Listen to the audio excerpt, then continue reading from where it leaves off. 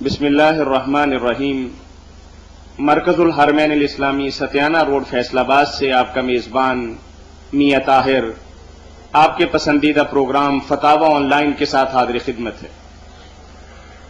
یہ پروگرام روزانہ آپ کی خدمت میں عصر تا مغرب پیش کیا جاتا ہے، مختلف کیبل نیٹ ورک پر دکھایا جاتا ہے، اور اس پروگرام کی ریکارڈڈ سی ڈی مرکز الحرمین الاسلامی سے دستیاب ہے۔ اگر آپ کو بھی کوئی دینی، معاشی، معاشرتی، کاروباری یا خاندانی مسئلہ درپیش ہو اور قرآن و سنت کی روشنی کے اندر آپ اس کا صحیح اور بروقت حل چاہتے ہوں تو ہمارا ٹول فری نمبر نوٹ کر لیجئے 0800111777۔ یاد رہے کہ یہ پروگرام روزانہ آپ کی خدمت میں عصر تا مغرب پیش کیا جاتا ہے۔ آپ کی طرف سے آنے والی فون کالز اور براہ راست پوچھے گئے سوالات کے جوابات معروف مذہبی اسکالر، ممتاز عالم دین، محقق مدبر حضرت مولانا محمد اسحاق خطیب کریمیہ مسجد جال والے مرحمت فرماتے ہیں۔ اگر آپ مولانا کے کسی سوال سے مطمئن نہ ہوں اور مزید وضاحت طلب کرتے ہوں تو یاد رہے کہ جامع مسجد کریمیہ جال میں ہر جمعۃ المبارک کے روز ایک علمی مجلس کا انعقاد ہوتا ہے۔ وہاں تشریف لائیے، مولانا سے وضاحت طلب کیجیے، دلیل دیکھیے، روایت دیکھیے اور پھر بات کیجیے۔ انشاءاللہ العزیز آپ کی بھی تسلی ہوگی اور آپ کے بھائیوں کی بھی تسلی ہوگی۔ اب ہم اپنے پروگرام کا باقاعدہ ایک ٹیلی فون کال سے آغاز کرتے ہیں۔ جی کون صاحب بات کر رہے ہیں؟ جی جاوید کر رہا ہوں۔ جی کہاں سے بات کر رہے ہیں میرے بھائی؟ میں لندن سے بول رہا ہوں۔ جی ماشاءاللہ، فرمائیے۔ جی آپ کے کچھ عزیزوں سے، کچھ بھائیوں سے آپ کے پروگرام کی بہت زیادہ تعریف سنی ہے۔ جی تو سب سے پہلے تو میں آپ ایک جو ہے خراج تحسین پیش کرتا ہوں کہ آپ لوگ اس گئے گزرے دور میں کس طرح علم کا نور پھیلانے میں مصروف ہیں، اپنا سارا کام چھوڑ کے۔ اللہ تعالیٰ آپ کی یہ کاوشوں کو قبول فرمائے۔ اور دوسرا میں نے ایک گزارش کرنی ہے کہ رمضان جو گزر جائے گا، کیا اس کے بعد یہ پروگرام بھی گزر جائے گا؟ یہ بے شمار دوستوں نے بات پوچھی بھی ہے، لیکن ابھی کچھ مولانا سے رہنمائی مل نہیں سکی صحیح طور پر، لیکن امید انشاءاللہ العزیز یہی ہے کہ یہ پروگرام پورا ہفتہ تو نہیں چل سکتا کبھی بھی، نہ 365 دن باقاعدہ اور باضابطہ ہو سکتا ہے، لیکن اس میں یہ ضرور ہوگا کہ انشاءاللہ ہفتے میں 1 دن یا 2 دن انشاءاللہ العزیز نا مولانا سے ریکویسٹ کریں گے کہ اس پروگرام کو کنٹینیو رکھیں۔ یعنی شہر کے اندر جب کچھ دوستوں کی یہاں بھی جب انہوں نے سنا تو انہوں نے بہت زیادہ خواہش ظاہر کی کہ روز تو نہیں چل سکتے، چلو کم از کم ہفتے میں 1 دن فرائیڈے یا سنڈے کوئی ایسا دن کہ آپ اس سلسلے کو جاری رکھیں۔ انشاءاللہ ایسا ہوگا۔ مولانا بھی کی بہت زیادہ رہنمائی ہوئی ہے آپ کے جو انداز سے یا آپ کی جو ریسرچ ہے اس سے، تو بہت سے مسائل بھی پیدا ہوئے ہیں آپ کے مسائل سے، یا سمجھے مسائل میں سے مسائل نکلے ہیں۔ ان کی وضاحت کے لیے میرا خیال ہے کہ اس سلسلے کو جاری رکھنا یہ بہت ایک الحمدللہ۔ اصل میں بات یہ ہے کہ ہمارا شہر میں پتہ ہی تب چلا ہے جب رمضان ختم ہونے والا، یعنی ہم نے بڑی کوشش کی، اشتہار، بینر، ہورڈنگ میں حد المقدور ہم نے اتنا کام کیا ہے کہ آپ یہ سمجھیں کہ کسی دینی کام کے سلسلے میں آج تک اتنی تگ و دو نہیں ہوئی، اور شاید یہ پاکستان کی تاریخ میں پہلی دفعہ ایسا ہو کہ اتنا پروگرام لگاتار اور بھرپور میڈیا پر بھی آئے، اخبارات میں بھی آئے، ہورڈنگ میں بھی جائے، اور پوسٹر اور لیفلیٹ ہر چیز جو ہے نا، ہم نے کوشش یہی کی ہے الحمدللہ کہ ہر جگہ پہنچائیں، لیکن لیس للانسان الا ما سعی۔ انشاءاللہ اگر آپ کوشش جاری رکھیں گے تو یہ گھر گھر تک آپ کی آواز پہنچے گی انشاءاللہ۔ انشاءاللہ لندن تک آواز پہنچ جانی تھی اگر ڈاک والے ہمارا ساتھ دیتے نا، پیاری حدیث کی سنت کے مطابق، اس سے کئی اور مسائل جو ہیں وہ نکلتے ہیں۔ جی جاوید بھائی، لندن تک یہ آواز جو ہے نا رکھنا، یہ اس کا روشنی کا نور اس کا پھیلانے میں، علم کا یا صحیح راستہ دکھانے میں، تو میرا خیال وہ تسلسل جاری رہے گا تو بہت اچھا ہوگا انشاءاللہ۔ اچھا، ایک اور گزارش تھی، یہ مولانا صاحب سے پوچھنا تھا کہ یہ زیادہ وقت نہیں میں لوں گا آپ کا انشاءاللہ۔ جی فرمائیں۔ یہ چیز جو ہے کہ ہم لوگ ہر محلے میں ایک مسجد بنا دیتے ہیں، اور ہزاروں نہیں بلکہ کروڑوں روپیہ مسجدوں کے اوپر لگا دیتے ہیں، تو کیا علماء کرام کوئی کردار سازی میں بھی کوئی اپنا کردار ادا کر رہے ہیں؟ اگر آپ دیکھیں گے اسی محلے میں چھوٹے چھوٹے بچے مزدوری کرنے جاتے ہیں، اسی محلے میں جو ہماری بہنیں یا بیٹیاں ہیں ان کے بالوں میں چاندی آ جاتی ہے، لیکن وہ ہمارے جو ہیں احباب ان کا اس طرف بالکل دھیان نہیں ہوتا کہ اس بچے کی تعلیم کا کچھ کریں جو فیکٹری میں کام کرنے جاتا ہے، یا جو بیٹی گھر میں بیٹھی ہے اس کا کوئی رشتے کا بندوبست کریں. وہ مسجد کے اوپر کروڑوں روپیہ منار اس سے بھی اونچا کر لو، اور کردار سازی میں یا اس طریقے میں کچھ میں شاید سے یہ ایکسپلین نہیں کر سکتا. نہیں، صحیح بات ہے. آپ کا خیال ہے کہ مسجد کی بجائے نمازی بنانی چاہیے. سمجھ گئے ہیں جی صحیح بات. جی مولانا، آپ نے جاوید صاحب جو کچھ فرمایا نا بالکل حق ہے.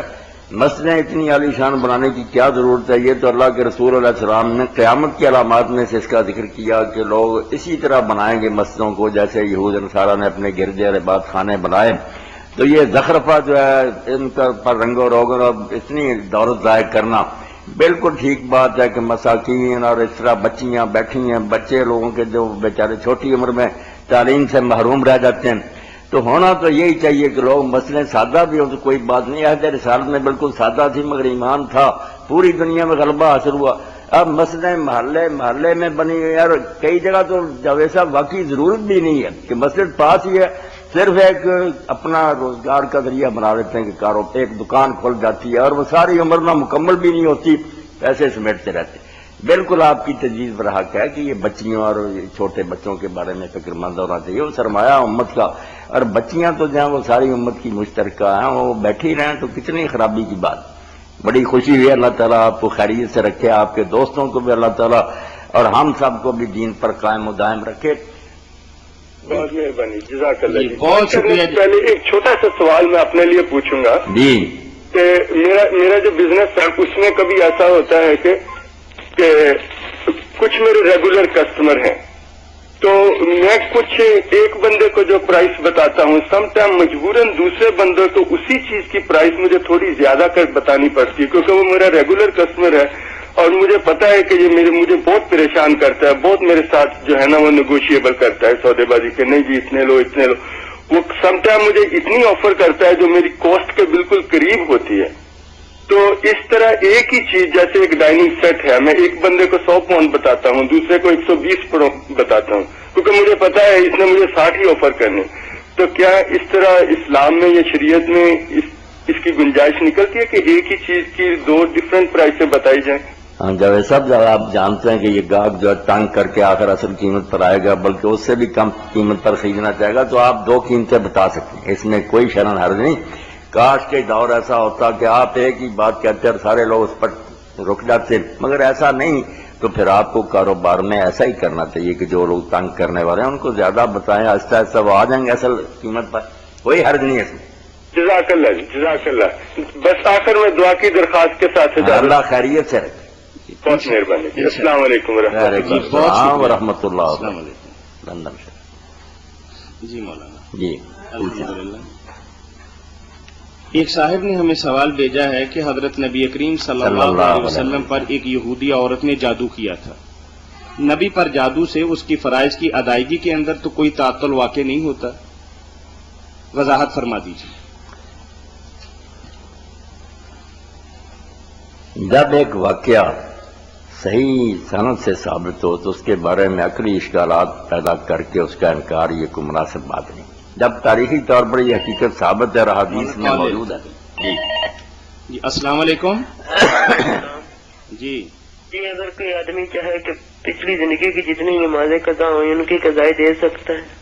ٹھیک، یعنی اللہ تعالیٰ نے بعد میں توفیق دی کہ نمازی بن جائے جی، اور جو پہلی زندگی ہے اس کی تلافی کرنا چاہتا ہے تو قرآن و سنت کی روشنی کے اندر اس کے لیے کیا جی نسخہ تجویز کرتے ہیں علماء کرام؟ اس کے لیے صحیح بات تو قرآن و سنت کے مطابق یہی ہے کہ جب سے اس نے توبہ کی اور اللہ تعالیٰ نے اس کو توفیق دی ہے نماز ادا کرنے کی، آئندہ باقاعدگی سے نماز ادا کرتا رہے. جو پہلے گزر گئی اللہ تعالیٰ سے معافی مانگے، اللہ رحمت فرمانے والے ہیں، ان کے بارے میں پریشان نہ ہو. یہ قضائے عمری کا جو ہے نا سلسلہ کہ وہ ساری نمازیں ساری عمر کی پڑھے، یہ نہیں تھی. اور اس کے لیے پھر نسخہ ایک آسان تجویز کر لیا کہ آخری جمعہ جو ہے اس میں 17 رکھتے ہیں فرضوں کی اور 3 وتر اگر پڑھ لیے جائیں تو سارے سال کی قضائیں معاف ہو جاتی ہیں. غلط در غلط بات ہے، کوئی ضرورت نہیں. جو گزر گیا وقت اللہ معاف کرے. سچے دل سے معافی مانگیں اور آئندہ کے لیے اللہ سے دعا کریں کہ باقاعدگی سے نماز ادا کرنے کی توفیق دے. انشاءاللہ حساب ٹھیک ہی رہے گا، اللہ سختی نہیں کرے. جی بھائی کچھ اور پوچھیں گے آپ؟ یہ کہتے ہیں کہ نمازیں قضائی دے سکتے ہیں. نہیں، کوئی قضا کرنے کی ضرورت نہیں. 2 رکعت یا اتنی. ہیں بتائیں نا کیا 2 رکعت کیسے ادا کریں گے آپ؟ نہیں، یہ سنا ہے کہ باقی جو نمازیں رہ جاتی ہیں ان کی قضائی دے سکتے ہیں 2 رکعت نماز قضا پڑھ کر. یعنی کوئی ایسا طریقہ ہے شارٹ کٹ کے صرف 2 رکعت پڑھ لیں اور یہ کہہ دیا جائے کہ جو نمازیں قضا ہو گئی ہیں کہ 2 رکعت کے بدلے کے اندر باقی چھوٹ جائیں؟ میں نے میرے بھائی پچھلی نمازوں کے بارے میں تو بتایا کہ ان کی قضا کی فکر کرنے کی ضرورت نہیں. اب جب سے آپ نے نماز شروع کیا کوئی نماز رہ جائے تو اس کی قضا آپ کریں گے. وہ جتنی نماز ہے نا جتنی رکعتوں والی اتنی پڑھیں گے. اگر 4 رکعتوں والی نماز ہے وہ رہ گئی تو 4 رکعتیں پڑھیں گے. 2 رکعتوں کا تو کوئی توقع نہیں. فجر کی نماز رہ جائے گی 2 فرض پڑھیں گے. ظہر رہ جائے گی 4 فرض.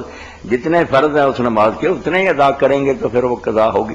جی باقی قضا کی میرے بھائی کوشش کرنی چاہیے کہ قضا نہ ہو. یہ بڑا جرم ہے، کوئی چھوٹی سی بات نہیں وقت کے بعد نماز پڑھنا. جی چلیے بہت شکریہ بھائی آپ کے کال کرنے کا. رسول کریم علیہ الصلوۃ والسلام پر جادو کی بات ہو رہی تھی تو یہ بات بالکل ٹھیک ہے. صحیح حدیث میں موجود ہے کہ اور انہوں نے یہودیوں نے لبید مناسم تھا اس کی بچیوں نے رسول کریم علیہ السلام کی جو داڑھی مبارک کی کنگھی تھی اس میں اس کو لیا، اس سے بال لیے. ایک لڑکا آپ کا خادم تھا اس کو گانٹھا، اس کے ذریعے یہ چیزیں حاصل کی اور جادو کیا. اور مدینہ منورہ میں ایک کنواں تھا بیر زیروان، اس کے نیچے اس کو دبا دیا تو رسول کریم علیہ السلام پر اس کا اثر ہوا. یہ بات تو حقیقت ہے اور اس میں کوئی بات نہیں، نہ یہ انہونی بات ہے. اگر نبی قتل ہو سکتے ہیں نا، ظالموں نے انبیاء علیہ السلام کو قتل تک کر زخمی کر دیا تو بیمار اگر ہو گیا تو یہ بھی کوئی بڑی بات نہیں. زہر بھی دیا لوگوں نے خیبر میں آپ کو، زہر کا اثر بھی آخر تک آپ کو ستاتا رہا. وفات کے وقت آپ نے فرمایا کہ وہ لقمہ میں نے چکھا تھا اب تو اس نے میری اشارہ کاٹ دی تو زہر دیا، اثر اس کا بھی ہوا. اسی طرح یہ جادو جو ہے اس کا بھی اثر ہوا، اس کو جٹانا نہیں چاہیے. باقی کچھ لوگ یہ اعتراض کرتے ہیں جو حدیث کے منکر ہیں کہ قرآن مجید تو کہتا ہے کہ کفار یہ کہتے تھے ان تتبعون الا رجلا مسحورا، کہ تم ایک ایسے آدمی کی پیروی کر رہے ہو جس پر جادو کیا گیا. وہ کہتے تھے کہ پیغمبر جو ہے اس پر جادو ہوا ہے، اس لیے اگر ہم بھی مان لیں کہ حضور پر جادو ہوا تو یہ تو کافروں کی تائید ہوگی. نہیں، کافر جس معنی میں رجلا مسحورا کہتے تھے وہ کہتے تھے کہ آپ کا دماغ خراب ہے، کسی شخص نے جادو کر کے آپ کو پاگل بنا دیا، اس لیے آپ جو کچھ بھی کہتے ہیں نا یہ پاگل پن میں کہتے ہیں. السلام علیکم. السلام علیکم. جی وعلیکم السلام. ہاں جی مجھے بول رہے ہیں یہ سوال کرنے صاحب. جی پوچھیے بھائی. پوچھا کریں نا، جلدی پوچھا کریں. پوچھیں بھائی پوچھیں، مولانا سن رہے ہیں آپ کی بات. اچھا اچھا السلام علیکم جی. اپنا وعلیکم السلام ورحمۃ اللہ وبرکاتہ. میں نساگ میں بول رہا جی عشاء دی نماز کے نال اسی نفل پڑھ رہے ہیں تے نال وتر بھی پڑھی دی ہے. وہ ساڈے علماء سویر بھی 3 بجے پھر نفل پڑھاؤ لگ پایا. یہ کیسے شروع کر دیا؟ پتہ نہیں جی انہوں نے شروع کیتا کل پرسوں کا کہ تاغ راتا جو آیا کرو 3 بجے بھی 6 نفل پڑھا دیا کریں گے. نہیں، اسی کو لمبا کیا کریں نا بھائی، جو عشاء کے ساتھ پڑھاتے ہیں نا اس کو ہی لمبا کریں، زیادہ لمبی صورتیں پڑھیں، 2 3 سپارے پڑھیں. یہ نہ کریں کہ اس وقت بھی پڑھا دیا وتر بھی پڑھا دیے، صبح کے وقت آؤ تو میں کچھ اور پڑھائیں گے، یا پھر اس وقت چھوڑ ہی دیں، عشاء کے بعد نہ پڑھائیں. 4 فرض اور 2 سنت کے بعد لوگوں کو چلے جائیں، پھر ذرا آرام کر لیں اور ذرا جلدی بلا لیں. 3 بجے سے بے شک 1:30 بجے بلا لیں کہ یہ تاک راتیں آؤ ذرا لمبے نوافل پڑھیں، قیام اللیل کریں. یہ تو ٹھیک ہے. صبح بھی نہیں یہ نہیں ٹھیک، اس وقت بھی 11 رکھتے پڑھنی پھر بھی بلاتے ہیں. قیام اللیل کرنا یا پچھلے حصے میں کریں، زیادہ وقت گزاریں، 1 بجے سے بے شک اٹھا لیں، یا عشاء سے ہی لمبا اتنا کر دیں کہ پھر وہ تقریباً ساری رات گزر جائے. یہ تو عجیب ہی بات آپ نے بتائی کہ پہلے بھی پڑھاتے ہیں وتر بھی ختم کر دیتے ہیں پھر بعد میں جگاتے ہیں. یہ طریقہ نہیں کہیں. شبینہ بھی مولانا اس سے ملتی جلتی چیز ہی ہے. یہ شبینہ یہ شبینہ کی طرف کی چیز ہے، یہ نہیں ہونا چاہیے. شام سے ہی چاہیے کہ قیام کیا جائے. صلاۃ و تسبیح تنہا پڑھیں، جماعت نہیں ہونی چاہیے. جو اس کی جماعت کراتے ہیں نا مرد عورتیں، یہ غلط ہے. یعنی دین میں کہیں انفرادی طور پر جو پڑھنا چاہتا پڑھے، جب جی چاہے پڑھے. اچھا جی مہربانی جناب. السلام علیکم. تو اگر تو اس معنی میں مانا جائے کہ پیغمبر پر جادو کسی نے کر دیا اور آپ کا دماغ ہی خراب ہو گیا، یہ کفر ہے. کافر یہ کہتے تھے. ہم بیماری کی حد تک مانتے ہیں، اور وہ بیماری بھی کتنی تھی میں عرض کر دوں، بعض علماء نے اس بارے میں جو نا غلط روایتیں تھی وہ اکٹھی کر دیں کہ آپ سال بھر بیمار رہے، تھوڑے دن کم بیمار تھے، آخر میں تو بہت ہو گئے، اور یہ بھی لکھ دیا کہ آپ کو بعض اوقات ایسی چیزیں نظر آتی جو ہوتی نہیں تھیں، تو یہ تو پھر بالکل خلل دماغ ہے، یہ نہیں ٹھیک بات۔ بے شک کسی بڑے مفسر نے لکھی جھوٹی روایت ہے، ایسا نہیں ہوا۔ رسول کریم علیہ السلام پر اس کا اثر صرف اتنا تھا جسمانی حد تک کہ آپ بیویوں کے پاس جانے کا ارادہ کرتے جاتے پھر قدرت نہ پاتے۔ یہ معقود النساء جادو کی بدترین قسم ہے گھر کو برباد کرنے کے لیے کہ آدمی خواہش کرے جائے نہ کرا ہو۔ یہ ہوا تھا، صرف آپ کی قوت مردمی جو ہے نا اس پر اثر پڑا تھا۔ یہ صحیح بخاری میں بالکل واضح بات ہے، اور علامہ انوشا رحمۃ اللہ علیہ نے فیض الباری میں کہا اس سے آگے کوئی نہ بات کرنا، دماغ میں کچھ تھا نہ کوئی دکھائی غلط دیتا تھا، صرف یہ جسمانی کمزوری آ گئی، تو بھی اللہ تعالیٰ نے فرشتوں کے ذریعے آپ کو علاج بتا دیا، آپ نے پھر بڑی صورت معوضتین اللہ نے شفا دی، صرف جسمانی جیسے زہر ہے نا، اور کوئی بات نہیں، نہ دماغ میں کوئی خلل تھا نہ نظر میں کوئی فرق تھا۔ مولانا مودودی رحمۃ اللہ علیہ سے بڑی کوتاہی ہوئی کہ انہوں نے تقریبات میں جو موضوع رہتے تھی نا وہ ساری السلام علیکم۔ یہ نہیں لکھنی چاہیے۔ السلام علیکم۔ وعلیکم السلام۔ جی مجھے آپ سے یہ پوچھنا تھا نقاب کے متعلق، عورت پہ نقاب کتنا جائز ہے؟ عورت کے لیے پردہ کس طریقے سے کرنا چاہیے یہی پوچھ رہی ہیں نا بہن آپ؟ ہاں جی۔ جی مولانا، آج کل جو عام رواج ہے کہ آنکھیں نظر آتی ہیں، باقی سارا جسم آدھا ڈھکا ہوا ہے آدھا ایسے، کچھ عورتیں ایسا کرتی ہیں، چلو وہ بھی غنیمت ہے، باقی تو بے پردگی روحانی عام ہی ہوگی نا۔ وہ بدنصیب طبقہ ہمارے سامنے آ گیا جس کے بارے میں رسول کریم علیہ السلام نے فرمایا تھا کہ میری امت کے دو گروہ ہیں جو پیدا ہوں گے، اللہ نے خبر دی مگر میں نے نہیں دیکھی، ان میں سے ایک یہی تھا بدبخت گروہ کہ وہ لباس کے باوجود ننگیاں ہوں گی۔ انکل ذرا مجھے یہ پوچھنا تھا، میری نظر نا بہت کمزور ہے، تو میں نقاب اگر کر نہیں نہ سکتی، اگر کروں تو گرنے کا خطرہ ہوتا ہے، تو پھر میں کیا کروں؟ نہیں، آپ اتنا کریں جس سے آپ کو ٹھیک راستہ نظر آئے، اپنے اوپر زیادہ بوجھ نہ ڈالیں، آپ بیمار ہیں، اگر نظر کمزور ہے تو اللہ معاف کرے، آپ اپنی نیت ٹھیک رکھیں، آپ کے اندر اپنی نمائش کا کوئی جذبہ نہیں ہونا چاہیے۔ اصل بیماری جو ہے نا وہ نہ کپڑا ہے نہ برقع، کچھ نہیں، تبرج جو ہے نا، جب کسی عورت کے دل میں یہ آ جاتا نا کہ لوگ میری طرف توجہ کرے، اس نے بے شک سر سے پاؤں تک رکھی پردے کو برباد کر دیا۔ آپ ٹی وی پہ کس اگر وہ سادہ ہے، خوشبو نہیں لگاتی کہ لوگ اس کی طرف مائل ہوں، لباس کوئی ایسا نہیں جو کشش رکھتا ہو، تو کوئی بات نہیں، اتنی سختی نہیں، پر اصل بات یہ ہے کہ نمائش کا نہیں جذبہ ہونا چاہیے۔ جب دل میں یہ خیال آ گیا کہ لوگ میری طرف دیکھیں، اپنے آپ کو دکھانا چاہ، پھر بے شک وہ ڈھکی پھرے، اس نے پردے کی روح ختم کر دی۔ جی انکل، آپ ٹی وی پہ کس ٹائم آتے ہیں؟ ٹی وی پر کس ٹائم آتے ہیں؟ کیبل پر 4:15 بجے یہ پروگرام آتا ہے۔ آپ کس جگہ سے بات کر رہی ہیں؟ میں ادھر فوارہ چوک سے بات کر رہی ہوں۔ فوارہ چوک سے؟ جی یہ بی سی این پہ بھی آتا ہے، میڈیا کام پہ بھی آتا ہے، اور ایک آدھ اور کیبل پہ بھی آتا ہے۔ بی سی این پہ 4:15 بجے چلتا ہے اور رات 9 بجے بھی آتا ہے۔ جی، تھینک یو سو مچ۔ جی جی مولانا، آپ تو جادو کی بات میں نے جو کہی نا، انکار نہیں کرنا، صحیح حدیث میں یہ آتا ہے، مگر ہے اتنا ہی صرف کہ رسول کریم کی قوت رجولیت تھی نا، بیویوں کے پاس جب جاتے تھے پھر خواہش ختم ہو جاتی، اس کا علاج پھر اللہ تعالیٰ نے کر دیا۔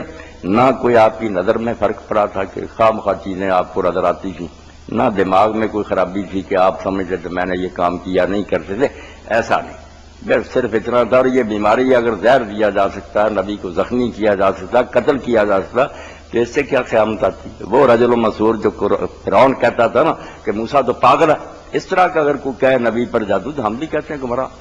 جتنی بات آئی نا حدیث پاک میں اتنی رکھیں۔ یہ اس طرح یہ جیسے حدیث پاک سے ثابت ہے کہ رسول کریم علیہ السلام نماز میں بھولے ہیں، اب اس سے اگر کوئی آدمی یہ لیپ لے چھلانگ لگائے کہ جب نماز میں رکھتے ہیں بھول گئے، ہو سکتا قرآن ہی بھول گئے، یہ بھئی آپ کے قیاس مفروض ہیں، آپ ہی کر رہے ہیں، جتنی بات ہے نا اتنی ہی رکھیں کہ رکھتے ہیں آپ کو بھول گئی آپ نے سنا، اس کو آگے کیوں پھیلاتے ہیں؟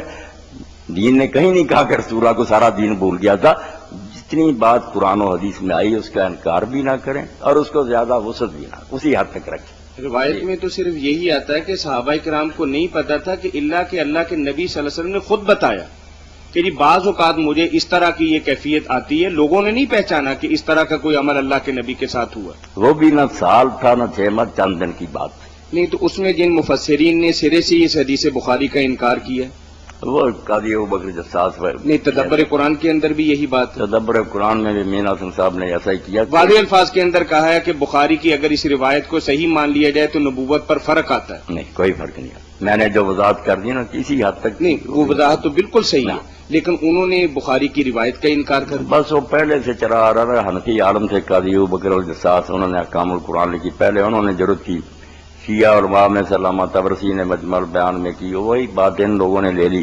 ایسا نہیں کرنا چاہیے. جو چیز ثابت ہو نا اس کو ماننا چاہیے. ماننے کے بعد حالت ڈھونڈنا چاہیے کہ دین کو بھی نقصان نہ پہنچے، حقیقت بھی جو قائم رہے.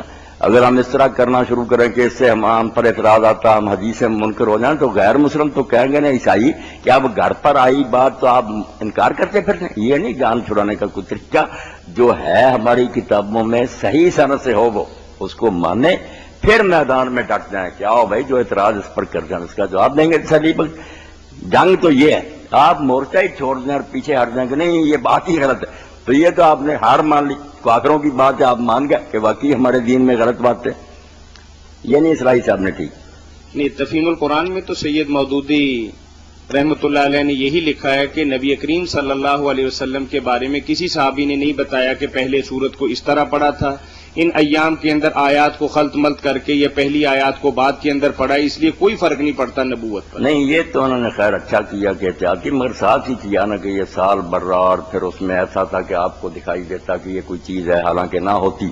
اس طرح تو لوگ کہیں گے فرشتہ بھی ایسے ہی تھا کہ آپ یوں ہی سمجھتے تھے فرشتہ ہے نہیں کوئی. انہوں نے جو ہے نا کہ نظر پر بھی اثر پڑا، خیال پر بھی. اس کو جو واقعی کی جھوٹی روایتیں نے تسلیم کر لیا، جو صحیح حدیث میں تھا نا اس پر ہی رہتے تو پھر کوئی اشکال پیش نہ. جی مولانا، ایک بھائی نے ہمیں سوال کیا ہے کہ باتھ روم کے اندر کپڑے اتار کے بندہ نہا رہا اور باہر سے کوئی آواز دے اور ضروری ہو کہ اس سے بات کرنا، تو کیا اترے ہوئے کپڑوں کے ساتھ بات کی جا سکتی ہے؟ کی جا سکتی، اگر ضرورت ہو تو کی جا سکتی. یہ بےہودگی نہیں ہونی. السلام علیکم. کپڑے اتار کر دو خواہ مخواہ گپوں میں رکھ جائیں. السلام علیکم. ضرورت کی بات ہے. جی ارے ایک سوال ہے. جی فرمائیں. یہ مولانا اس طرح حدیث سناتے ہیں بھی رمضان میں جس نے اپنی بخشش نہیں کروائی اس پر اللہ کی رحمت نہیں پڑے گی، لیکن اس میں کیا نشانی ہے اس کی بخشش ہوگی گناہوں کی؟ انسان کو کیسے پتا چلے گا؟ یعنی وہ حدیث جبریل جس میں اللہ کے نبی آمین کہتے ہیں اس کی وضاحت آپ چاہ رہے ہیں؟ جی جی جی. رسول کریم علیہ السلام نے ممبر پر تشریف فرما ہوتے وقت تینوں دینوں پر 3 مرتبہ آمین کا. لوگوں نے پوچھا، آپ نے وضاحت کی کہ میرا نام سن کر جو درود شریف نہیں پڑھتا وہ بھی بد نصیب ہے. جس کے والدین میں سے ایک یا دونوں ملے اس نے خدمت کر کے جنت نہ لی وہ بھی کم بخت ہے. اسی طرح فرمایا جس کو رمضان ملا اور اس کی بخشش نہ ہوئی وہ بھی بد نصیب ہے. تو بھائی جس طرح والدین کی خدمت کرنے سے جب آپ نے ٹھیک ٹھاک خدمت کی ہے تو اللہ کا وعدہ ہے کہ میں بخشوں گا. بس تسلی ہوگی بخشے گا، کوئی کاغذ نہیں وہاں سے آئے گا، وہ قیامت پہ ملے گا. آپ نے درود شریف پڑھ دیا، اس حکم پر عمل کیا، انشاءاللہ بخشش ہوگی. رمضان شریف میں آپ نے باقاعدہ روزے رکھے، قیام کیا، اعتکاف کیا، روزے کھلوائے، جو کرنے کے کام دین نے بتائے وہ کیے تو انشاءاللہ بخشش ہوگی. اللہ اپنے وعدے کے خلاف نہیں کرے گا. آپ یہ نہ منتظر ہیں کہ مجھے کیسے پتا چلے گا. یہ پتا تو ہم جب اللہ کی بارگاہ میں پیش ہوں گے انشاءاللہ اللہ کی رحمت سے پوری امید ہے کہ وہ کسی کی محنت ضائع نہیں کرے گا بلکہ لاکھوں گنا بڑھا کر دے گا. ليلۃ القدر کی کوئی نشانیاں بھی ہیں؟ نشانی کوئی نہیں. اگر نشانی ہوتی نا تو یہ جھگڑا ختم نہ ہو جاتا. صحابہ بھی ڈھونڈتے رہے، حضور بھی ڈھونڈتے رہے. یہی آخر میں کہا کہ بھائی آخری دنوں میں تلاش کرو، طاقت رکھو میں طرح جو نشانی بھی ہے بتائی بھی ہے نا. بھائی ابن کعب کہتے ہیں کہ سورج صبح نکلتا ہے تو اس کی شعائیں نہیں ہوتی. وہ بھی ابن حزم کہتے ہیں اگر یہ صاف کوئی نشانی ہوتی تو ایسے ہی جھگڑانا ختم ہو جاتا. یہ بھی کوئی پتہ نہیں کہ سورج کیسے ہے کہ صاف ہی ہوتا ہے روز. اور پھر یہ اگر ہوگا بھی تو گزر جانے کے بعد ہوگا، رات گزر جائے گی، صبح سورج دیکھیں گے. تو اصل یہی ہے کہ اللہ نے اس کو مخفی چھپایا ہوا. آپ اس نیت سے رات کو جاگا کریں کہ جو بھی رات ہے اللہ تعالیٰ مجھے اجر وہ دے دے، انشاءاللہ مل جائے گا. رات کو خواہ کوئی ہو، آپ کو اس میں فکر مند ہونے کی ضرورت نہیں. یہ ایک سوال ہے چھوٹا سا. یہ جو نماز میں بہت سارے خیالات آتے ہیں، جی یہ جو نماز انسان پڑھتا ہے اس میں بہت سارے انسان کو خیالات آتے ہیں، اس کی کیا وجہ ہے؟ میں نے جب پڑھا تھا تو علی رضی اللہ عنہ کا قول بھی انسان کے اپنے برے اعمال کی وجہ سے آتے ہیں، کیا ایسے ہی ہے یہ؟ نہیں، برے اعمال کی وجہ سے نہیں آتے خیالات. انسان چونکہ دن رات کاروبار میں پھنسا رہتا، پریشانیوں میں ہوتا، جب وہ نماز میں کھڑا ہوتا تو کس طرح یکدم ان سے لا تعلق ہو جائے. ابھی دکان سے آیا، گھر سے آیا، وہ چیزیں تو اس کے ذہن میں رہیں گی. نہ اللہ کے دین نے کہیں یہ کہا کہ نماز ایسی پڑھو جس میں نہ خیال آئے. یہ ہم نے خود ہی بھائی ایک ایسا ٹارگٹ بنا لیا جو کسی نے حاصل نہیں کیا. جو کہتے ہیں نا خیال کے بغیر نماز پڑھو, اس طرح کا پیدا کوئی بھی نہیں ہوا. لوگوں کو صرف انہوں نے مصیبت میں ڈال دیا. کون ایسی نماز پڑھ سکتا ہے کہ خیال نہ آئے؟ کوشش کریں آپ کو جو پڑھ رہے ہیں اس کی طرف دھیان ہو, مگر آپ یہ سمجھ لیں کہ ایسا نہیں ہوگا کہ خیالات بالکل ختم ہو جائیں. بڑے بڑے لوگوں کو خیال آئے. رسول کریم علیہ السلام کو پتا چلا کہ دشمن حملہ کر رہا, آپ نے کہا کوئی خبر لائے کہ یہ بات سچی ہے. زبیر رضی اللہ عنہ گھوڑے پر گئے, پوری نماز میں حضور ذبح کی طرف دیکھتے رہے, صرف خیال نہیں ادھر ہی دیکھتے رہے. جب وہ وہاں آئے انہوں نے ہاتھ ہلایا کہ کوئی بات نہیں, پھر آپ کی نگاہ نیچے ہوئی. خیال بشر کو آئیں گے. حضرت عمر رضی اللہ تعالیٰ عنہ کہتے ہیں صحیح بخاری میں کہ میں نماز پڑھتا ہوں اور شام کی سرحد پر لشکر جو ہے نا ان کی جگہ متعین کرتا ہوں کہ یہ جرائل ادھر ہو. یہ تو جن کاموں میں آدمی لگا رہتا ہے وہ خیال تو آئیں گے. خیال کے آنے کے باوجود جو نماز پڑھتا ہے کہ بے شک آئے میں نے اللہ کا حکم ماننا, وہ اس آدمی سے زیادہ ثواب حاصل کرتا ہے جس کو خیال نہیں آتے. اگر کوئی ایسا ہے جس کو نہیں آتے اس کو ثواب زیادہ ملے گا جو مشقت میں کہ خیال بھی پریشان کر رہے ہیں, مگر وہ کہتا آتے رہے میں نے اپنے مالک کا حکم ماننا. جی بہت شکریہ سر. جزاکم اللہ جی. ایک صاحب نے ہمیں سوال بھجوایا ہے کہ عشاء کی جی السلام علیکم. میں ریاض سر فیصلہ بہت بول رہے ہیں جی. جی بولیے بھائی. سر اپنا سوال دو پوچھنا سن. ایک تو روزے کا کفارے کا پوچھنا جی. روزے کا کفارہ کیا ہے؟ ہاں جی ہاں جی. اچھا چلیے ایک بات تھوڑی سی میں بتا دوں, دوسرا سوال پوچھ لیجئے. دوسرا سوال جناب یہ اگر میاں بیوی دونوں ہم بستر ہوتے تھے حالانکہ ہو جاتے انہوں نے کفارہ کیا ہے جناب. تو اسی کفارے کے بارے میں آپ پوچھ رہے ہیں نا پہلے بھی, یا پہلا کچھ کفارے کے بارے میں کوئی بیماری کے بارے میں, یا مطلب سر میں نے وہ بتایا نا کہ آپ کو میاں بیوی روزے کی حالت مل لیں آپس میں ہم بستری کر لیں تو اس کا کفارہ کیا ہوگا پھر؟ اس کا کفارہ پھر یہی ہے جنہوں نے بد نصیبوں نے ایسا کیا کہ غلام تو اس دور میں رہے نہیں, ورنہ یہ غلام آزاد کرنا ہوتا, وہ نہ ہو سکے تو پھر 60 روزے لگاتار بغیر ناغہ کیے وہ رکھنے ہوتے ہیں. نہیں تو 60 مسکینوں کو کھانا کھلانا ہوتا. وہ اب دونوں 60 مسکینوں کو کھانا کھلائیں نا, 120 مسکین جو ہیں ان کو کھانا دیں یا اس کی رقم ان تک پہنچائیں, یہی کفارہ اس کا. یعنی میاں بیوی دونوں کے لیے 60 کافی نہیں ہے؟ نہیں, دونوں کو الگ الگ دینا پڑے. اگر عورت بھی راضی تھی, اگر اس پر جبر کیا اس نے پھر یہی ادا کرے گا, ورنہ اگر وہ بھی خوشی سے اس کے ساتھ شریک تھی دونوں کفارہ دیں. جی جی بھائی کچھ اور پوچھیں گے آپ؟ سر وہ جو کفارہ ہے وہ ایک ہی مرتبہ دینا پڑے گا جو آہستہ سے دے دیں مسکینوں کھانا اکٹھا کرنا تو بہت مشکل ہے, بلا کے مہمانوں کو کھلا دے اکٹھا کر کے؟ کھلاتے جائیں بس, بے شک تھوڑے تھوڑے کو بلاتے نا, مگر وہ 120 کی تعداد پوری کرے یا اتنی رقم یا غلہ دے.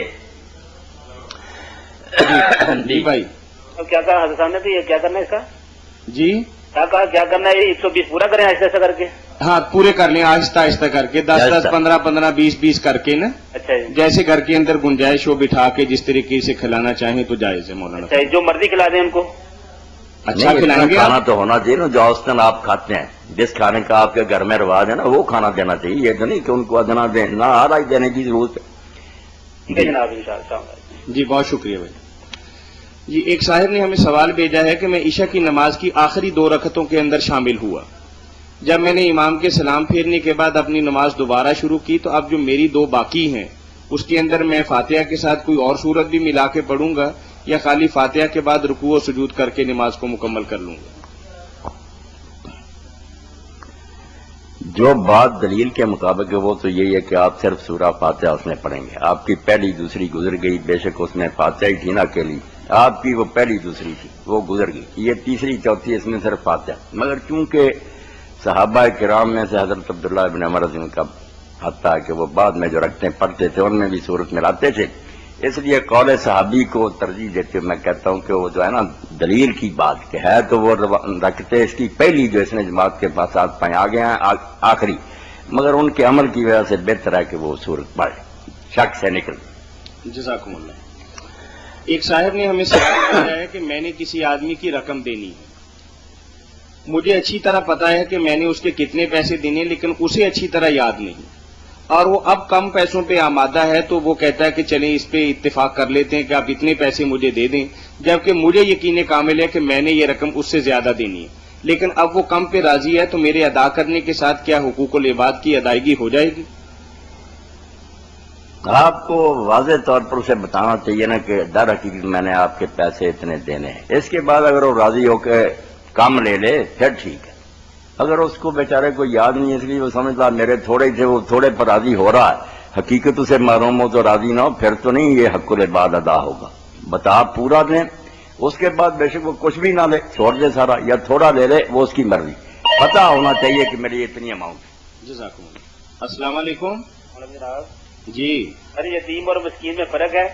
یتیم اور مسکین میں فرق ہے یا نہیں ہے، یہی پوچھ رہے ہیں نا آپ؟ بالکل جناب. جی مولانا. یتیم اور مسکین میں فرق؟ یہ تو اتنی کوئی پیچیدہ بات نہیں تھی بھائی. یتیم تو وہ لڑکا ہے نا جس کا باپ فوت ہو جائے اور وہ بالغ نہ ہوا، وہ یتیم ہے.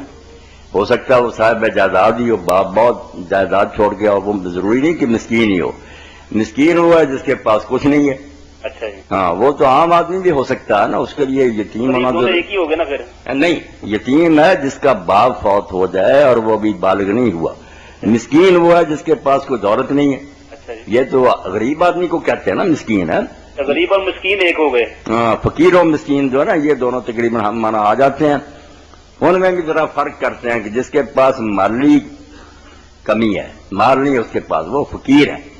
جس کے پاس مال تو تھوڑا بہت ہے مگر وہ بیچارہ اپنی ضرورت کے مطابق نہیں کما سکتا، وہ مسکین ہے. کچھ نہ کچھ اس کے پاس ہے مگر ضروریات پوری نہیں ہوتی، وہ مسکین ہوگا. اگر یہ اکٹھے آئے جیسے انما الصدقات للفقراء والمساکین، پھر فرق کرتے ہیں. فقیر وہ جس کے پاس سرے سے مال نہیں، فاقے میں مبتلا. مسکین ہے ضرور کچھ مگر ضرورت پوری نہیں ہوتی. ورنہ عام طور پر یہ الگ الگ آئیں تو ایک ہی معنی دے جاتے ہیں، فقیر مسکین کے معنی. یہ ہو سکتا ہے کہ ایک ہی گھر میں مسکین دے کر ان کو کھانا بھیجا جائے لگاتار؟ ہاں بھیجتے جائیں، اس لیے ٹھیک رہے گا نا مسئلہ؟ بالکل ٹھیک ہے. الحمد شکر. جی جزاکم. جی کفارے کے متعلق ایک سوال نے آپ کے جواب سے ہی سوال نکالا ہے کہ اس نے پوچھا ہے کہ مہمانوں کو اگر میں کھلا دوں گا تو کیا کفارہ ادا ہو جائے گا؟ اب بس مہمان اس کی زبان سے نکل گیا، مقصد تو اس کا تھا جو میں مسکین بلاؤں گا نا گھر میں ان کو اس نے مہمان سمجھانا. چلو وہ بھی اللہ کے مہمان ہی، ویسے عام مہمان جو کھاتے پیتے ان سے تو کفارہ نہیں ادا ہوتا. صحیح بات ہے. جی شرط لگانا کہ اگر یہ کام ہو گیا تو میں اتنے پیسے دوں گا، اگر نہ ہوا تو آپ اتنے پیسے دیں گے، حرام، یہ حرام ہے. بالکل. تو اسی طرح کا ایک واقعہ حضرت ابوبکر صدیق رضی اللہ تعالیٰ عنہ کی زندگی کے اندر بھی آتا ہے کہ رومیوں اور فارسیوں کی فتح اور شکست کے بارے میں، 100 اونٹوں کے بارے میں یا کچھ اور واقعات. تو اس کی ذرا وضاحت فرما دیں. وہ واقعہ بالکل صحیح ہے کہ جب سورہ روم اتری ہے اس میں اللہ تعالیٰ نے پیش گوئی فرمائی نا کہ رومی ہار گئے ہیں مگر ان قریب یہ غالب آئیں گے. تو یہ بات انہونی تھی. عیسائی مورخ گبن بھی کہتا ہے کوئی آدمی اس وقت یہ سوچ بھی نہیں سکتا تھا کہ رومی دوبارہ اٹھیں گے. رومی تو کچلے گئے تھے، حتیٰ کہ ان کا دارالحکومت جو تھا استنبول اس کا محاصرہ ایرانیوں نے کر لیا تھا.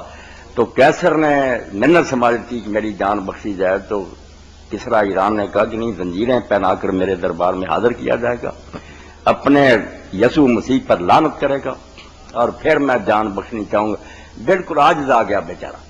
مگر پھر اللہ نے وہ قرآن نے جو کہا تھا کہ غالب آئیں گے، انہونی بات ہوئی کہ پھر وہ اللہ کی توفیق سے غصہ کھا کر اٹھا، نئے سرے سے فوجوں کو منظم کیا اور پھر اس طرح کے اپنے مقبوضات بھی چھڑائے اور ایران کے دارالحکومت پھر مدائن تک پہنچ گیا. وعدہ پورا ہوا.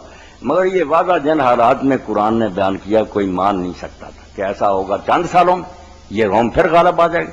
تو اس پر کافروں نے کہا کہ تیرے نبی نے یہ کہا کہ یہ ایسا ہوگا، اس پر شرط بدلو. اس وقت شرط حرام نہیں تھی، جس وقت کی یہ بات ہے ریحان حرام نہیں تھا، شرط لگا سکتے اب حرام ہے. تو حضرت ابوبکر نے کہا ہاں 10 اونٹ شرط، اگر وعدہ نہ پورا ہوا میں دوں گا، اگر ہو گیا تم دو گے. 3 سال انہیں وعدہ کر لیا، 3 سال کے اندر ہوگا. رسول کریم علیہ السلام سے جب آ کر یہ بات عرض کی تو آپ نے فرمایا تم نے جو شرط لگائی وہ ٹھیک ہے، اللہ کا وعدہ ضرور پورا ہوگا مگر 3 سال نہیں ٹھیک. فی بضع سنین، قرآن نے بضع سنین کا وہ 3 سے 9 سال ہوتے ہیں. 9 سال تک بڑھا دو میعاد اور اونٹ 100 کر دیا پھر. باقی پھر جو ادھر بدر کی فتح ہوئی ادھر رومی چھا گئے. ایک ہی دن مسلمانوں کو خوشیاں 2 نصیب ہوئیں. تو حضرت ابوبکر نے وہ کافر تو مر گیا تو اس کے وارثوں سے پھر 100 اونٹ وصول کیا. مگر حضور علیہ السلام نے فرمایا کہ اب ریحان جو ہے نا شرط لگانا وہ حرام ہو گیا، اب تم کھا نہیں سکتے، مسکین اور غریبوں میں تقسیم کر. یہی بینک کے سود کا کرنا چاہیے. اگر کسی نے بدقسمتی سے جمع کرا دیا سود چھوڑنا نہیں چاہیے. بینک کو نہیں دینا چاہیے. تو ایک اور نادانی ہے کہ وہ بے ایمان موٹے ہوتے جائیں, خون ہمارا چوسا ہوا فائدہ لے لیں اور غریبوں اور مسکینوں کو دے دیں. نیکی کے کام میں نہ لگائے, نہ وہ کوئی نیک مال ہے کہ مسجد میں یا کسی غریب مسکین, لیکن ان کا خون سوسائٹی نے چوسا ہوا غریبوں کو دے دیں انشاءاللہ نا. وہ یہی حضرت ابوبکر رضی اللہ عنہ کی مثال ہوگی. جزاکم اللہ. جب بچہ پیدا ہوتا ہے تو اس کے ایک کان کے اندر اذان اور دوسرے کان کے اندر اقامت کہہ دی جاتی ہے, لیکن کچھ مسلمان ایسے غیر مسلم معاشرے کے اندر رہتے ہیں جنہیں اس حکم کا نہیں پتا, ان کے بچے کس طریقے سے مسلمان ٹھہریں گے؟ یہ حکم ایسا کہ کچھ علماء تو ویسے انکار کرتے ہیں کہ اس کی کوئی صحیح حدیث نہیں ہے, اس لیے یہ کہنا ہی نہیں چاہیے. مسلم معاشروں میں نہیں کہنا چاہیے, مگر یہ بات درست نہیں ہے. ہمیں ہر حال میں یہ نہیں دیکھنا چاہیے کہ روایت جو ہے اس کی سند ہے یا نہیں, یہ بھی دیکھنا چاہیے کہ مسلم سوسائٹی میں تعامل کیا آ رہا, مسلمان کیا کرتے ہیں. اسی لیے امام ترمذی رحمۃ اللہ نے جب یہ روایت لکھی ہے تو اس پر پھر انہوں نے لکھا ہوا علی ھذا الامر, اسی پر امت عمل کرتی جاتی ہے. سارے مسلمان یہ کرتے ہیں, تو امت کا عمل کرنا سب حدیثوں سے زیادہ قوی ہے. جب ساری امت کرے نا پھر کسی روایت کی ضرورت نہیں. اگر ایک گروہ کرے دوسرے نہ کرے وہ الگ ہے. پوری امت کا تعامل, اب اس سے بڑی بات کیا ہو سکتی ہے, اس کے لیے سند کی ضرورت نہیں ہوتی. تو یہ کہنی چاہیے اذان و اقامت. باقی جو ہے نا کہ مسلمان کیسے ہوں گے, بچے کو مسلمان کرنے کے لیے یہ اذان نہیں کہی جاتی. کیا ہم اذان کہتے ہیں تو وہ مسلمان ہوتا نہیں. مسلمان کے گھر میں ہوا اپنے ماں باپ کے ساتھ وہ مسلم ہی شمار ہوگا بالغ ہونے تک, اور وہاں بھی اگر نہیں کہی جاتی تو مسلمانوں کے بچے مسلمان ہی ہیں. یہ کوئی نہیں کہ اذان نہیں ہو سکی تو مسلمان ہی. اصل میں یہ اذان و اقامت, بیٹا بھی ایک دن پوچھ رہا تھا کہ اس سے فائدہ کیا, بچہ تو سمجھتا ہی نہیں. تو اس سے فائدہ یہ ہے کہ مسلمان جو ہے نا ماں باپ, اس کو گائیڈ لائن دی جاتی. بچے کو نہیں سنایا جاتا, انہیں سنایا جاتا کہ یہ پروگرام ہے جس پر تم نے اس کو استوار کرنا, ان لائنوں پر اس کی تربیت کرنی ہے کہ اللہ کی بڑائی مانے, توحید کا قائل ہو, رسول اللہ کی رسالت اس کے ذہن میں جمانی ہے, نماز کا پابند بنانا اور آخرت کی فکر. الفلاح جو ہے نا اصل کامیابی وہ دنیا کی نہیں ہے. دنیا میں ہم کتنی بڑی کامیابی حاصل کر لیں, یہ الفلاح نہیں. فلاح کے لیے ضروری ہے کہ وہ کامیابی پائیدار اور دائمی ہو, پھر ختم نہ ہو. یہ آخرت کی. تو جتنی دین کی بنیادیں ہیں نا, توحید, رسالت, قیامت اور اللہ کا رسول, وہ سب اس اذان میں آ گئی. ایسا صرف نماز کے لیے پکارنا ہی نہیں, ایسے الفاظ چنیں کہ الدعوت تامہ. آپ دنیا کو دین سنانا چاہتے ہیں نا, کوئی کتاب نہ پڑھائیں, صرف اذان سمجھا دیں کہ یہ ہے ہمارے دین کے فنڈامنٹل بنیادی اصول یہ ہے اسلام کے, اس میں سارا دین آ گیا. اس لیے وہ ماں باپ سن رہے ہیں کہ خبردار بچہ ان لائنوں سے ہٹنا چاہیے. اب آپ کی ذمہ داری. جی السلام علیکم. وعلیکم السلام. جی بھائی, مولانا فطرانہ کتنا ہونا چاہیے, اور یہ کیا یہ گندل کے حساب سے ہونا چاہیے کہ آٹے کے حساب سے ہونا چاہیے؟ گندم آٹے کو آپ چھوڑیں, جو دور ہے نا بھائی, اس میں آپ فیصلہ کریں کہ آپ کے گھر کے لوگ جو کھانا کھاتے ہیں نا, صبح شام کا کھانا ایک آدمی کا کتنے میں پکتا ہے. اصل میں تو طعام و مسکین وہ دے دیں, آپ اللہ کا نام لیں. ہم لفظوں کو چاٹتے رہیں کہ اس زمانے میں 1 سوا تھا, نصف سوا تھا, اس وقت تو وہ بھی کافی تھا. اب کیا ہے, 10-15 روپے آپ دیں گے, کوئی کھانا کھا سکتا؟ مقصد تو صدقہ فطر سے یہ ہے کہ عید کے دن تو لوگ گھر میں اطمینان سے بیٹھیں, اتنے پیسے ان کو مل جائیں کہ بیچارے فکر مند نہ ہو, کہاں سے کھائیں گے. اگر کوئی یہ کر سکے آپ جیسا آدمی کہ کھانا پکائے, حلوہ وغیرہ گوشت بجائے دینے کے گھر میں بلا لے, اپنے ساتھ بٹھائے کہ بھائی آج ہمارے گھر عید کرو, پھر تو مزہ آئے نا صدقہ فطر کا, کہ وہی کھانے کھائے, فروٹ.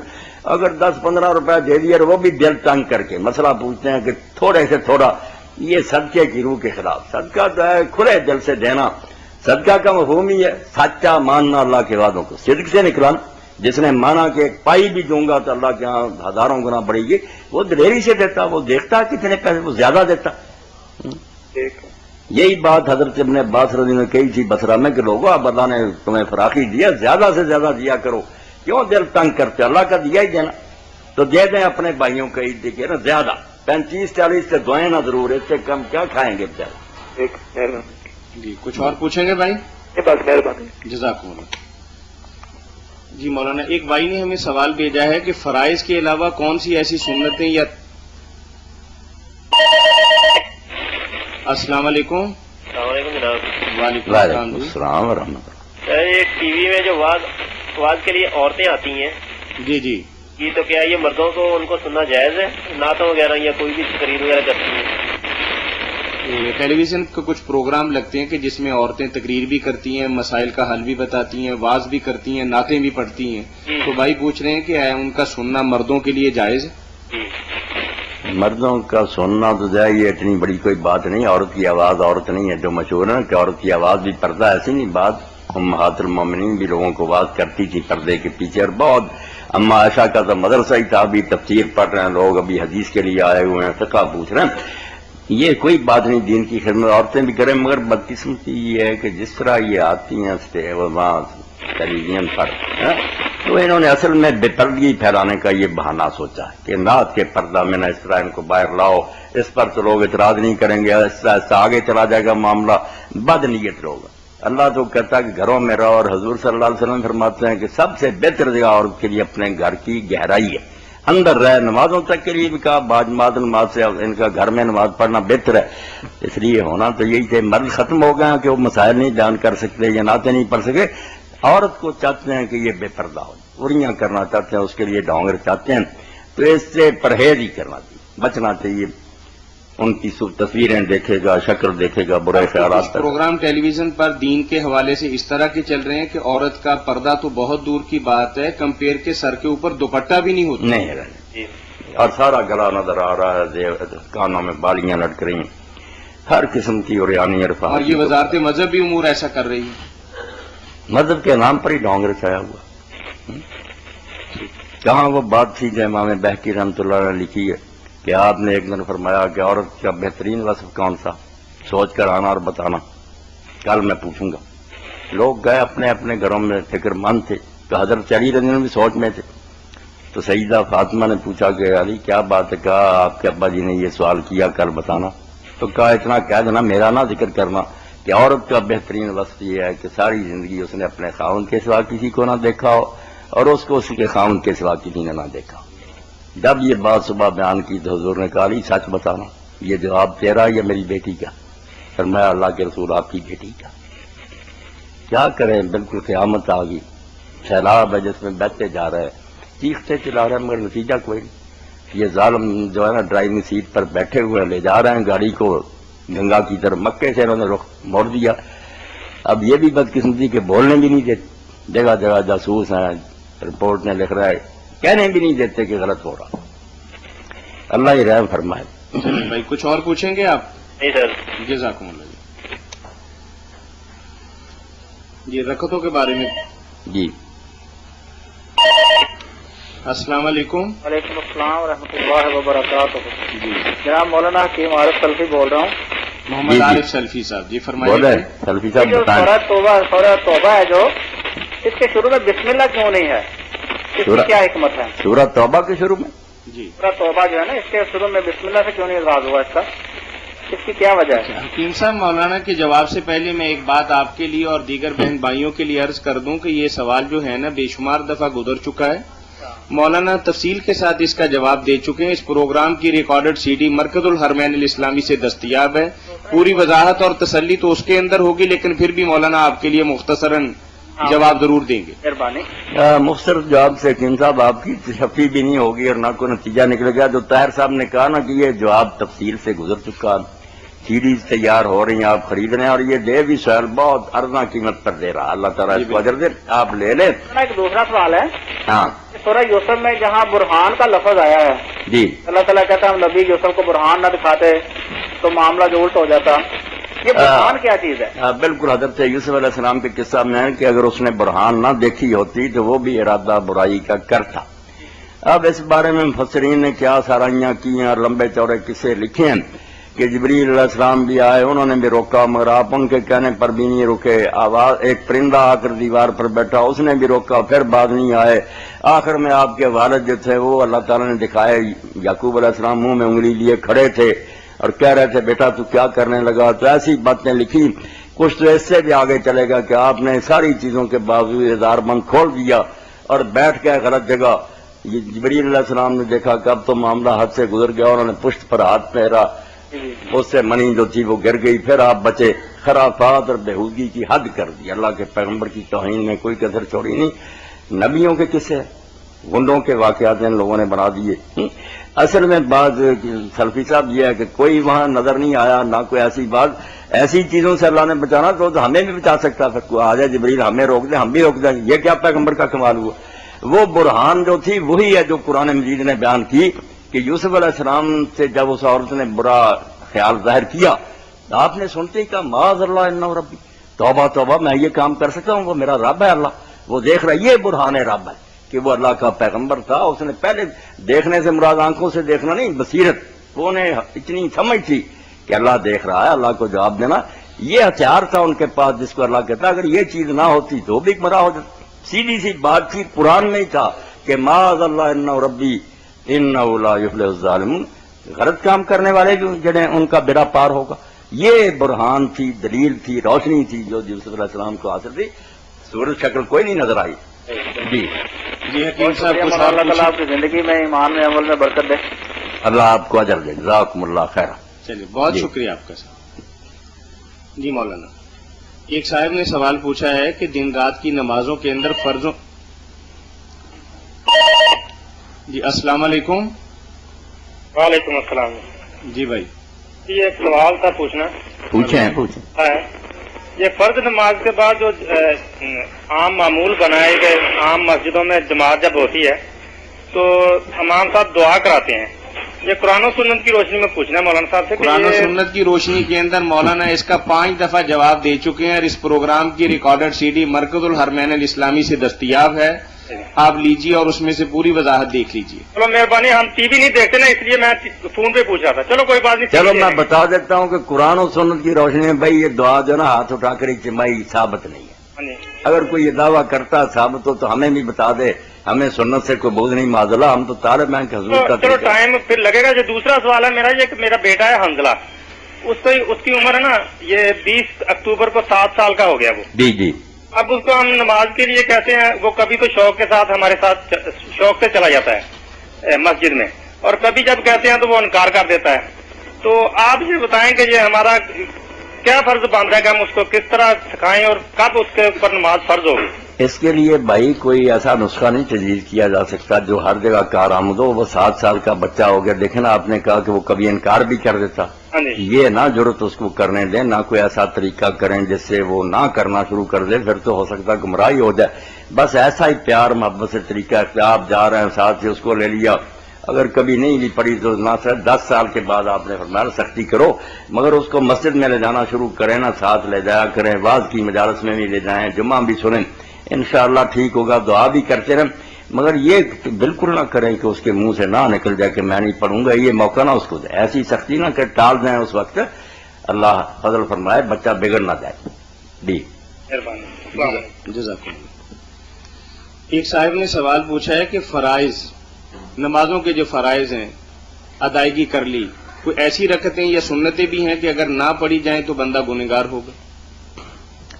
نہیں بھائی، یہ 2 کیٹیگریز جو بنائی گئی نا کہ یہ فرض ہے یہ سنت ہے. جیسے رمضان شریف کے روزے ہیں اور سال میں بھی پھر سنت روزے ہیں، یہ تو بنائی اس لیے گئی ہیں کہ فرض جو ہے یہ کرنا ہی پڑے گا. نجات اگر چاہتے ہو نا اس کے بغیر جان نہیں چھوٹے گی. سنت جو ہے نوافل وہ ہے آگے کھلا میدان ترقی کا، کہ اگر لوگ آگے بڑھنا چاہتے ہیں، اعلیٰ درجے حاصل کرنا چاہتے ہیں تو ان کو اختیار کریں. مگر اگر وہ اختیار نہ کریں اور وہ چیزیں نہ کریں، تحقیر نہ کریں، یہ نہ زبان سے کہ سنت کیا، اس سے تو کافر ہی ہو جانے کا اندیشہ. مانے دوسرے لوگ جو کرتے ہیں ان کو اپنے سے بہتر سمجھے، اور اگر یہ نہیں کرتا تو گناہ کا سوال نہیں پیدا ہوتا. گناہ نہیں کوئی کہہ سکتا. اس پر امام ابن حزم نے جو ایک پوری فصل لکھی کہ اگر گناہ کہتے ہو سنت چھوڑنے پر پھر اس کو فرض کو، اور اگر سنت کہتے ہو پھر گناہ نہیں ہو سکتا. تو سنت کے ترک پر گناہ نہیں ہوتا، درجے بلند ہوتے. جمعرات کا سوموار کا روزہ، عرفہ اور عاشورہ کا روزہ، ہر مہینے میں 3 روزے، ایک دن چھوڑ کر ایک دن، یہ ساری ترغیب حضور نے دلائی. سنت روزے رکھے، مگر اگر کوئی نہیں رکھتا رمضان شریف کے اندر بری ہو گیا. مقام نجات الگ ہے، مقام درجات الگ ہے. آگے ڈویژن وہ امپروو کرنا چاہتا آگے سے آگے جا سکتا، مگر لوگوں کو نہ تنگ کرے کہ اگر نہیں پڑھی. اور یہ بھی ہو سکتا کہ آدمی سنت نفل نہیں پڑھتا مگر وہ دوسری نیکیاں بہت کرتا.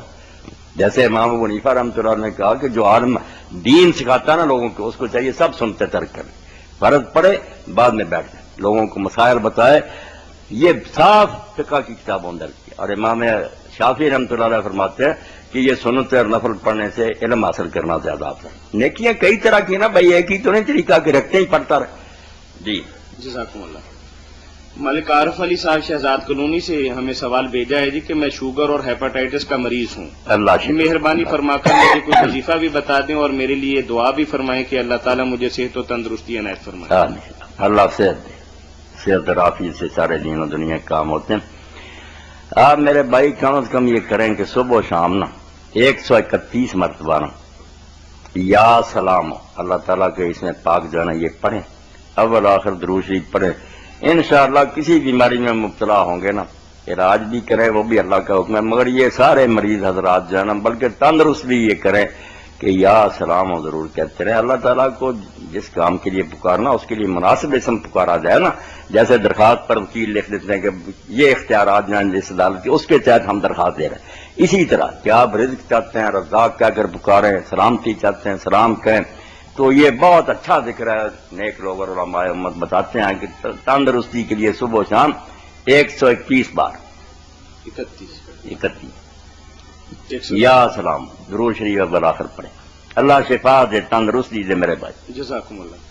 ایک صاحب نے ہمیں سوال بھیجا ہے کہ بعض علماء کرام جمعۃ المبارک کے روز سبح اسم ربک الاعلی کی تلاوت کرتے ہیں تو مقتدی کچھ پڑھتے ہیں، اور جب سورت غاشیہ پڑھتے ہیں ختم کرتے ہیں تو اس وقت بھی مقتدی کچھ پڑھتے ہیں. آیا قرآن و سنت کی روشنی کے اندر یہ پڑھنا جائز ہے؟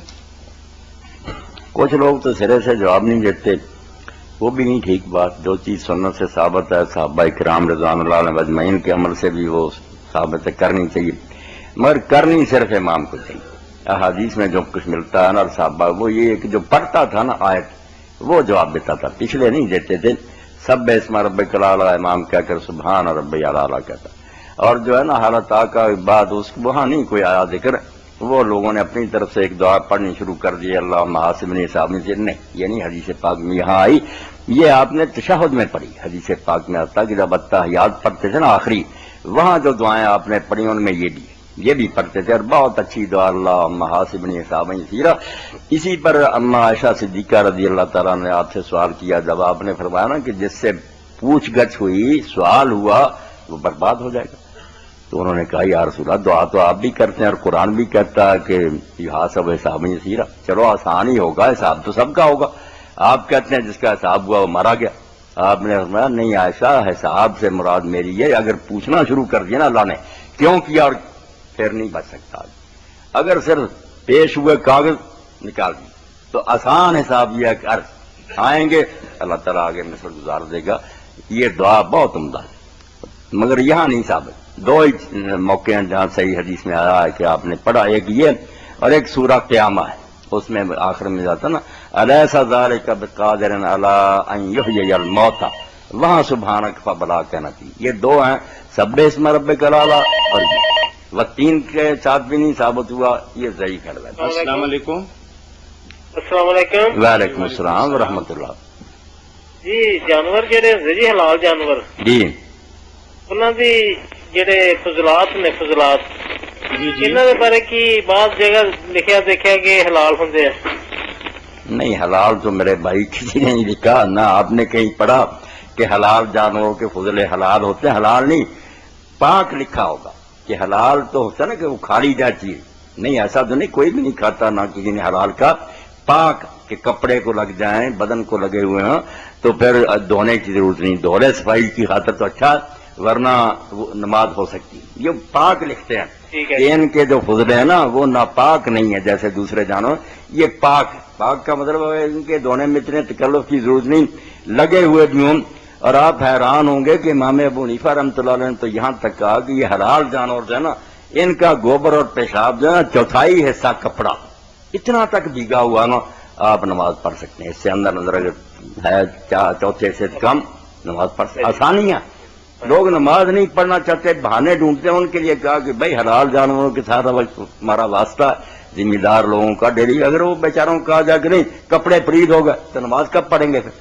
اس لیے بالکل ٹھیک ہے کہ ان کا جو نا پیشاب یا پاخانہ وہ نجس نہیں ہے. صفائی کی خاطر کپڑے کو صاف رکھنا الگ بات. جی السلام علیکم. وعلیکم وعلیکم السلام السلام ورحمۃ اللہ. یہ فرائض کی کیا بات؟ یہ فرائض کے بارے میں جواب دے دیا. ہاں ہو گیا.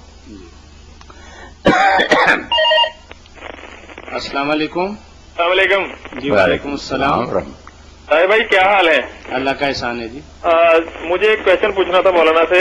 जी पूछिए भाई। वो लोग जो दीन की अशात के लिए काम कर रहे हैं, जी जी मतलब किसी भी हवाले से, जी जी। उनका क्या अजर है? ये सुहेल साहब है जी, अपने शाफ कंप्यूटर वाले। सुहेल साहब जो दीन की इशाअत के लिए काम करते हैं ना, असल में तो यही सबसे बड़ी नेकी समेट रहे हैं। बाकी सारी नेकियां जो है ना वो हम अल्लाह के गुलाम की हैसियत से करते हैं, नमाजें हैं, रोजे हैं। ये नेकी जो है ना जिहाद और दीन को फैलाने के लिए कोश किताबें शाये करना, उलमा का आवाज करना, ये वो काम है जिसको अल्लाह ने कून अंसार अल्लाह का, अल्लाह के मददगार बन दो। यहाँ बंदे नहीं रहने दिया, मददगार, क्योंकि अल्लाह का असल मिशन है कि दुनिया में दीन फैले। ये अल्लाह खुद चाहता है और इसके लिए उसने जबर से काम नहीं लिया। अगर चाहता साहब की गर्दन मरोड़ कर वली बना देता, मगर इससे सवाब अजाब न रह जाता था। इसलिए उसने तबलीग के जरिए चाहा कि अपनी बात दलील से मनवाऊं, किताबें उतारी। तो जो उलमा और नेक लोग इस काम में लगे हुए हैं, तलवार के जरिया या जुबान के जरिया या कलम के जरिया, वो सारे वो काम कर रहे हैं जो अल्लाह का अपना काम, जिसको वो चाहता है कि दीन दुनिया में गालिब आए। इसलिए कुरान ने यह कहा कि मेरे मददगार बन। बहुत ऊंचा दर्जा है कि अल्लाह के मददगार, हाँ, बजाय उसके बंदे बनने के मददगार बन जाते हैं। बहुत ऊंचा मर्तबा है अगर ये सही मानों में नेक नीति से ये काम करें। मौलाना हम ये जो सीडीज वगैरह बनाते हैं या देते हैं आगे, तो ये भी इसी में आता है, अशात की जुमरे में ये इसी में आता, ये इसी में आता। इसीलिए तो रमाक कहते हैं नवाब सिद्दीकी रहमतुल्लाह अलैह, इमाम शौकानी, कि इमाम गनी भी हो ना घर में, अगर वो जाती जरूरत के लिए ज़कात मांगे तो फिर देखना कड़े फकीर है या नहीं। अगर वो कहता भाई मुझे जरूरत नहीं मगर लाइब्रेरी चाहिए, दीन की किताब में, वो गनी होते भी ले सकता उसके लिए, क्योंकि दीन के लिए एक आदमी के बस में नहीं इतनी किताबें, हजारों और लाखों की किताबें आती हैं। वो गनी होते भी इस मद में ले सकता कि 30 बिला दीन को फैलाना अपने घर के लिए अगर चाहता, फिर मोहताज हो तो मांगे नहीं, वरना था। दीन की इशाअत तो भाई सवाल सबसे बड़ा काम है। ये आदमी जो अल्लाह का दीन सुनाता है, खलीफतुल्लाह फराज़ खलीफत रसूल है व खलीफत किताब है। ये रिवायत में आता है कि वो अल्लाह का भी जानशीन है, उसका काम संभाले बैठा, अल्लाह के रसूल का वारिस है और अल्लाह की किताब का भी खलीफा, कि जो कुरान चाहता है वो फैला रहा।